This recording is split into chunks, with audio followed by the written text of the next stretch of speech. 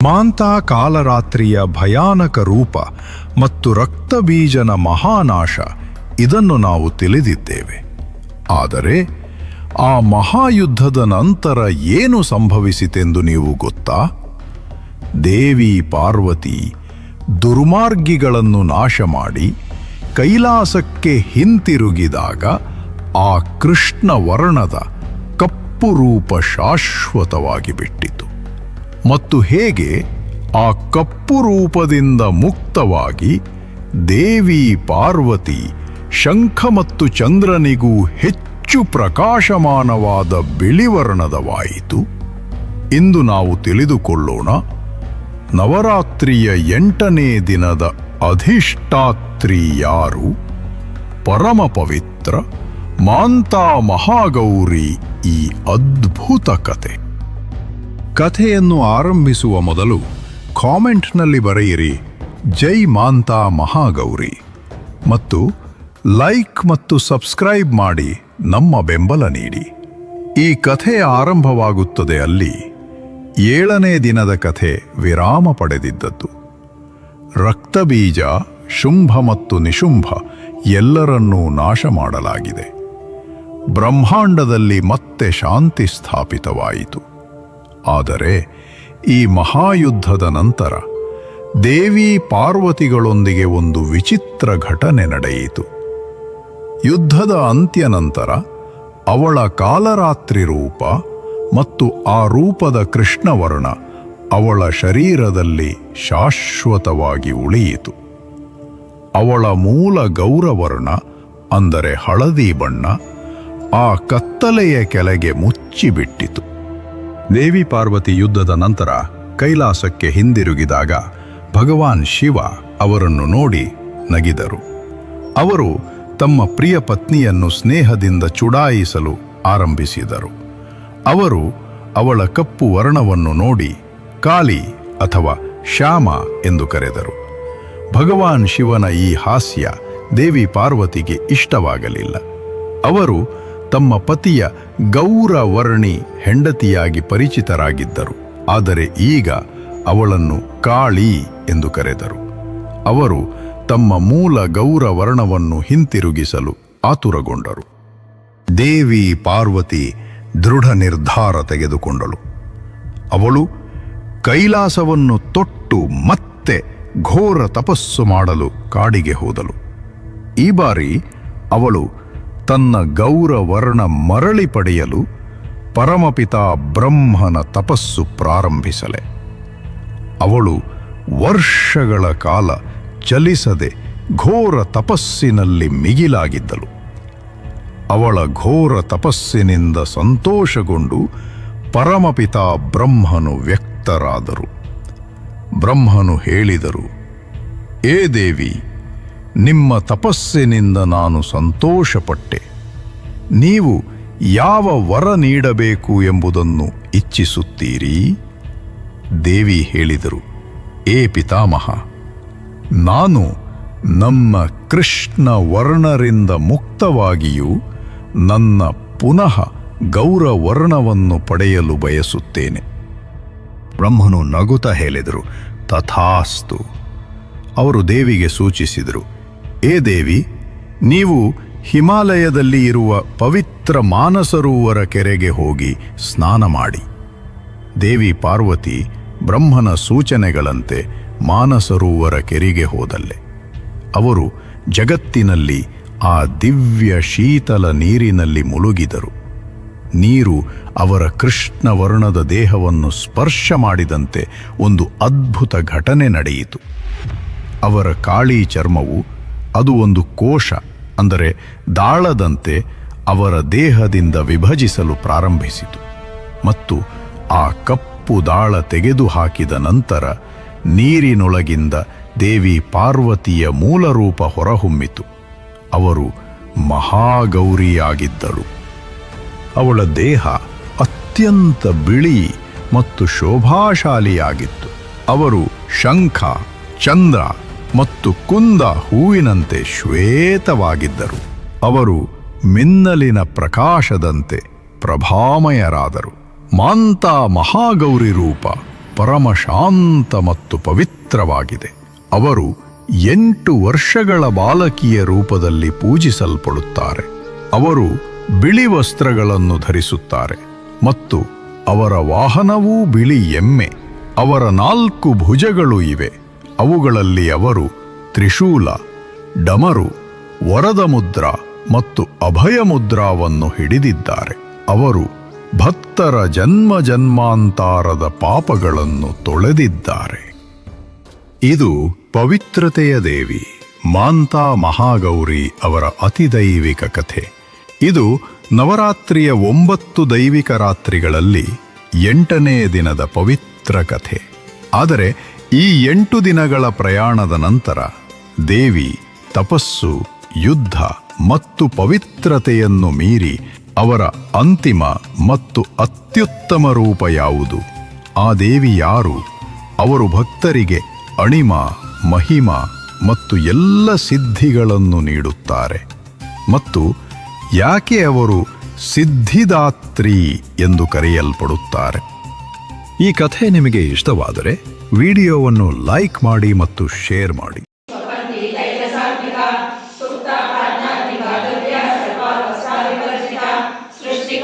ಬ್ರಹ್ಮರೂಪ ಗೋಪಿ ಗೋವಿಂದ ರೂಪಿಣಿ ಸಂಹಾರಿಣಿ ರುದ್ರರೂಪ ತಿರೋಧಾರಣೇಶ್ವರಿ ಸದಾಶಿವಾನುಗ್ರಹದ ಪಂಚಕೃತ್ಯವರಾಯಣ ಭಾನುಮಂಡಲ ಮಧ್ಯಸ್ಥ ಭೈರವಿ ಭಗಮಾಲಿನಿ ಪದ್ಮಾಸನ ಭಗವತಿ ಪದ್ಮನಾಭ ಸಹೋದರಿ ಉನ್ಮೇಷಣಿ ಶೋತ್ಪನ್ನ ವಿಪನ್ನ ಭುವನಾವಲಿ ಸಹಸ್ರಶೀರ್ಷ ಸ್ವಪಂತಿ ತೈಲಸಾತ್ವಿಕ ಸುಪ್ತ ಪ್ರಾಜ್ಞಾತ್ಮಿಕ ದುರ್ಯ ಸರ್ವಾವಸ್ಥಾ ವಿವರ್ಜಿತ ಸೃಷ್ಟಿಕರ್ತಿ ಬ್ರಹ್ಮರೂಪ ಗೋಪಿ ಗೋವಿಂದ ರೂಪಿಣಿ ಸಂಹಾರಿಣಿ ರುದ್ರರೂಪ ತಿರೋಧಾರಣೇಶ್ವರಿ ಸದಾಶಿವಾನುಗ್ರಹದ ಪಂಚಕೃತ್ಯವರಾಯಣ ಭಾನುಮಂಡಲ ಮಧ್ಯಸ್ಥ ಭೈರವಿ ಭಗಮಾಲಿನಿ ಪದ್ಮಾಸನ ಭಗವತಿ ಪದ್ಮನಾಭ ಸಹೋದರಿ ಉನ್ಮೇಷಣಿ ಶೋತ್ಪನ್ನ ವಿಪನ್ನ ಭುವನಾವಲಿ ಸಹಸ್ರಶೀರ್ಷ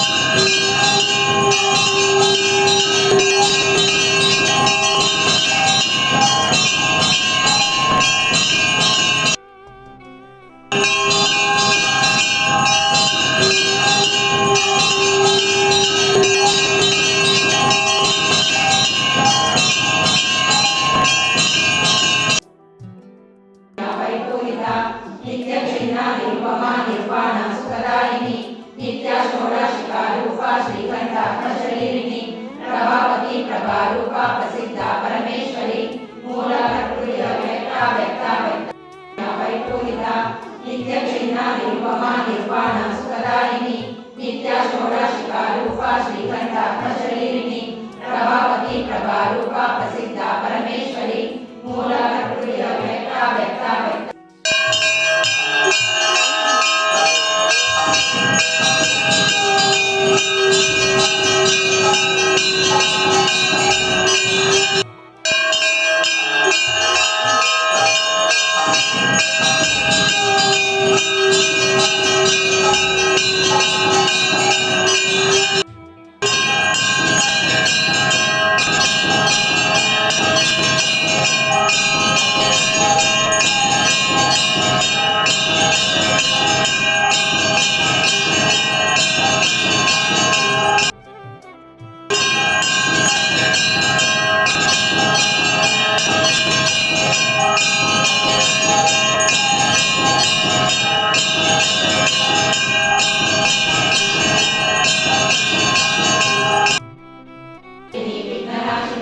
तेजोवती त्रिनयना लोलाक्षी कामरूपिणी मालिनी हंसिनी माता मलयाचलवासिनी सुमुखी नलिनी विघ्ननाशिनी तेजोवती त्रिनयना लोलाक्षी कामरूपिणी मालिनी हंसिनी माता मलयाचलवासिनी सुमुखी नलिनी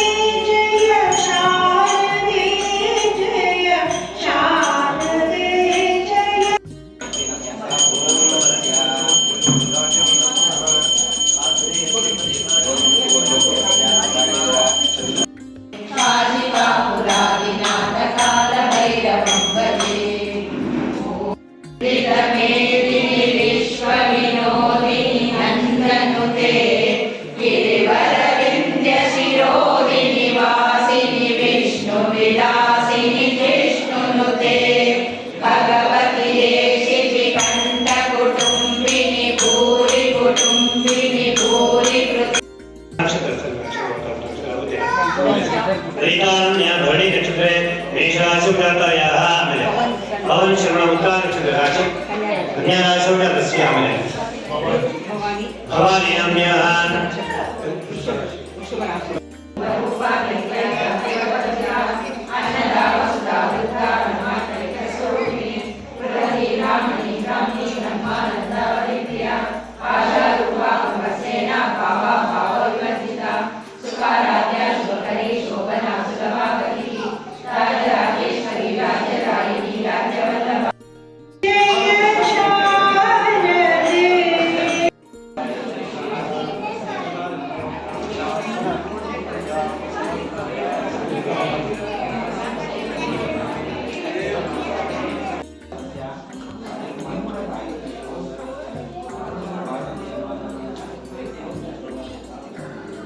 ओम महादेवे मनोरंभाय